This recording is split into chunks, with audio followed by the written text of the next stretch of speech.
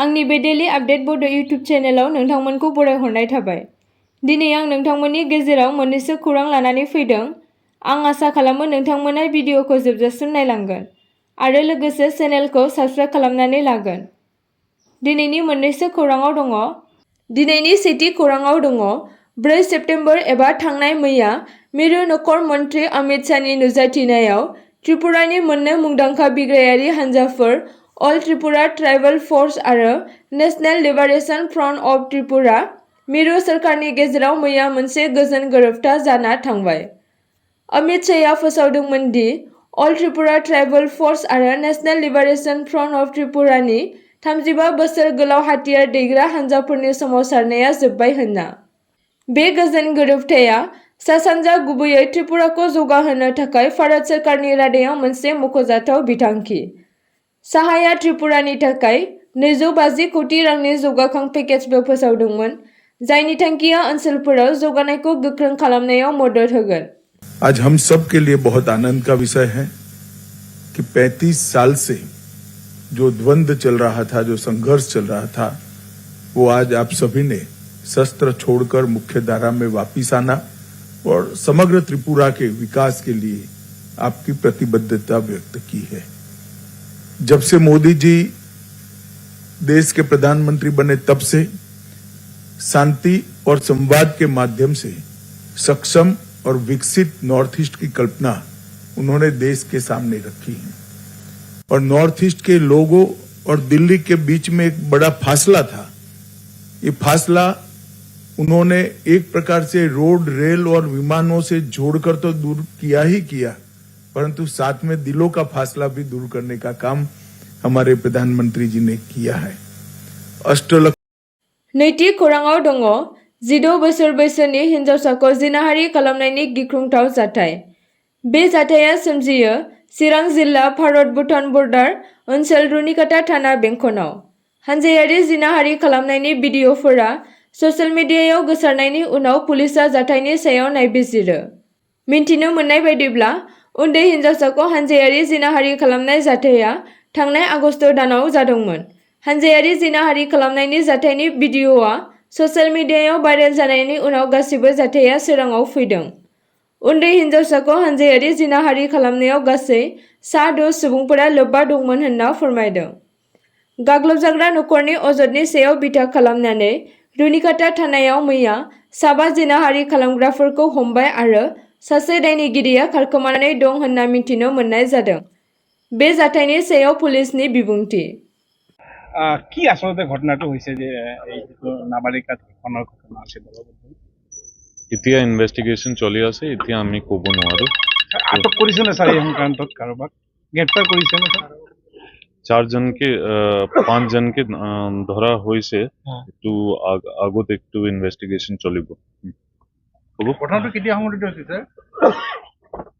কিমান দিন হৈছে ছাৰ? ঠিক আছে ভাই, ঠিক আছে, ইনভেষ্টিগেশ্যন চলি ঠিক আছে। थामथि खौराङाव दङ फिन आरोबाव अनलाइन ट्रेडिंजों रायजो राजाफोरनि रां लुथिग्रा हेमेन्द्र राभा मुंनि सासे सुबुंखौ तेजपुर पुलिसआ हमदों।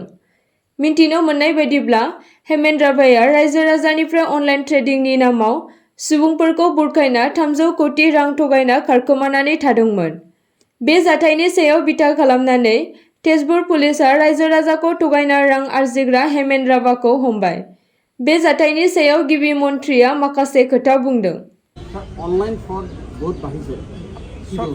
ষ্টক মাৰ্কেটত বিনিয়োগৰ নামত যিসকলে টকা পইচা লৈছে, মই সাধাৰণ ৰাইজক জনাব খোজোঁ যে এনেকুৱা কোনো ব্যৱস্থা নাই। আৰু নটাৰী পাব্লিক কৰি যি বোলে আমি ইমান % সুদ দিম, এনেকুৱা এই ধৰণৰ ঘটনা একেবাৰে প্ৰবঞ্চকৰ কাম, ফাঁকিবাজি কাম। যিসকলে ধন বিনিয়োগ কৰিছে তেওঁলোকে নতুনকৈ বিনিয়োগ কৰা বন্ধ কৰিব লাগে। এনেকুৱা কোনো ধৰণৰ ষ্টক ব্ৰকাৰ আইনমতে তেওঁলোকে এনেকৈ ষ্টক ব্ৰকিঙৰ কাম কৰিব নোৱাৰে। এইটো একেবাৰে আইন বিৰোধী কাম। আজি পুলিচে একশ্যন লৈছে, অহা কেইবাটাও দিনত আৰু একশ্যন ল'ব। মই ৰাইজক এটাই অনুৰোধ কৰিম যে ষ্টক মাৰ্কেটত কোনোবাই সোমাব খুজিলে তাত ডিমেট একাউণ্ট খুলিব লাগে, তাত এটা পূৰ্ণ ব্যৱস্থা আছে। এনেকৈ ব্ৰকাৰৰ থ্ৰুদি ষ্টক মাৰ্কেটত যোৱাৰ কোনো ৰাস্তা নাথাকে। এই গোটেই ব্যৱস্থাটো এটা ফ্ৰড আৰু এটা প্ৰবঞ্চনা। ইয়াৰ পৰা সাধাৰণ ৰাইজ আঁতৰি থাকিব লাগে, নহ'লে এনেই বহুত টকা ৰাইজৰ ওলাই যাব। ब्रैथि खौराङाव दङ चिरां जिल्लानि रुनिकाटायाव रायजो राजाफोरनि सिंनि माखासे जेंनाफोरखौ लानानै रायजो राजाफोरजों सावरायलायदों सीएम प्रमोद बर'आ। बिटिआरनि गाहाय खुंगिरि प्रमोद बर'आ 14 नं चिरां दुवार बियाबनि सिंनि गासै हारि माहारि आरो आफादफोरजों माखासे जेंना जेंसिखौ सुस्रांना होनो रायजो राजाफोरजों सावरायलायदों आरो आरज बिलाइ नाजावनायजों लोगोसे गुवारै जेंनाफोरनि सायाव सावरायलायनाय हाबाफारि लानाय जादों। जासिनाय थाबाय दिनै नैबे 14 चिरां दुवार थावनि रुनिकाटायाव दिनै जोंनि बिटिआरनि चिफ मानगोनां प्रमोद बर' सारा दिनै पाब्लिकलि जाय समस्याफोर दं बेखौहाय रायलायदों आरो बे रायलायनाया जोंनि थाखाय बा बिटिआरआव गोदान हाबाफारि होननानै जों साननानै लादों। थारमाने आं मैयाबो थादों कुसुगावआवबो जोङो सावरायदों अन दा स्पट डिसिसन अन दा स्पट सल्युसन नैबे मोनसे मिजिंजों बिथाङा दिनै खामानिखौ मावदों। आं जेनोखि सावरायनाय गोबां दिनै जोंनि ओनसोलाव जायगाफोराव जोङो सहैजोबा 365 डेजआव जोङो बेबायदि दैदेनगिरिखौ नागिरबाबो जोङो मोना आरो क'क्राझाराव थांबाबो रायजो राजा मिथिखागौ जे लोगोआनो मोना। दिनैहाय बे एकदम गामि ओनसोलाव दिनै लोगो मोनदों, रायजो राजाफ्रा जोबोद मोजां मोनदों जे गावनि इस्युखौ दिनै बुंनो हादों आरो अन दा स्पट माखासे जेनोखि समस्या बे समस्याया दिनै सुफुंजानायनि लामायाव आरो जेनोखि प्रब्लेमफोर बेखौ सुफुंजागोन होननानै रायजो राजाफोर मिजिंथिदों आरो गोजोननाय मोनो। बाथि खौराङाव दङ सिलचर मेडिकेल कलेज आरो देहा फाहामसालिनि 24 बोसोर बैसोनि MBBSनि जोबथा बोसोरनि फरायसा मंगलबारनि मोनायाव तारापुराव गावनि थाग्रा जायगायाव गावनि जिउखौ फोजोबना लायो। खौरां मोननाय बायदिब्ला गोब्राब डिप्रेसनजों जुजिबाय थानाय फरायसाखौ पुलिस आरो सासे मेजिस्ट्रेटआ गावनि थाग्रा खथायाव नागिरना मोनो। बिबानगिरिफ्रा गोथै सह'खौ आलायना थानाय उखुमनिफ्राय बोखांना मोनो आरो गुबैयै गांसे लाइजाम मोनो। लाइजामाव बुंनाय बायदिब्ला गावनि जिउखौ फोजोबनायनि थिरांथाया बिथांनि हारसिङैमोन आरो रावबो दायनिगिरि जानो नाङा होनना।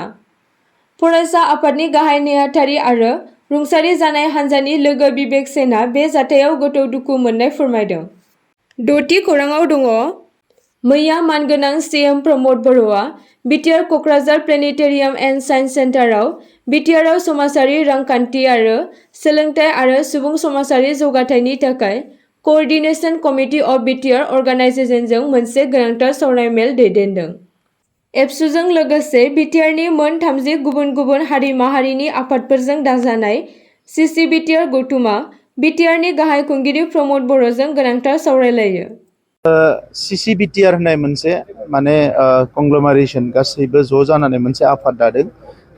बेवहाय 30 फरायसा आफाद आरो माहारि आफादफोर दङ गुबुन गुबुन हारिनि दुलाराय बर' फरायसा आफादजों लोगोसे आरो बिथांमोना सम सम गोबां इस्युसफोरखौ लानानै रायलायो आरो आंजोंबो रायलायो गेजेर गेजेर। दा दिनै आंखौबो हांख्रायदोंमोन, जोंनि सरकारनि मानसिफोरखौ हांख्रायदोंमोन आरो बेवहाय बिथांमोना हानि जेंना, सोलोंथाइनि जेंना, समाजारि गुबुन गुबुन जेंनाफोरखौ लानानै बिथांमोना बयबो खोथा बुंदों आरो बिनि सायाव आंबो बिथांमोनजों रिप्लाइ होनायजों लोगोसे आंनि साननायफोरखौ बिथांमोननो बुंदों आरो आङो जोबोद गोजोननाय मोनदों जे बे गासैबो फरायसा आफाद आरो माहारि आफादफ्रा जिफोरा बिटिआर ओनसोलाव दङ बिथांमोना बिटिआर ओनसोलनि गोजोनखौ बयबो हास्थायदों, बिटिआर ओनसोलनि खौसेथिखौ बयबो हास्थायदों आरो बिटिआर ओनसोलनि सोरगिदिं जौगानायखौ बयबो हास्थायदों।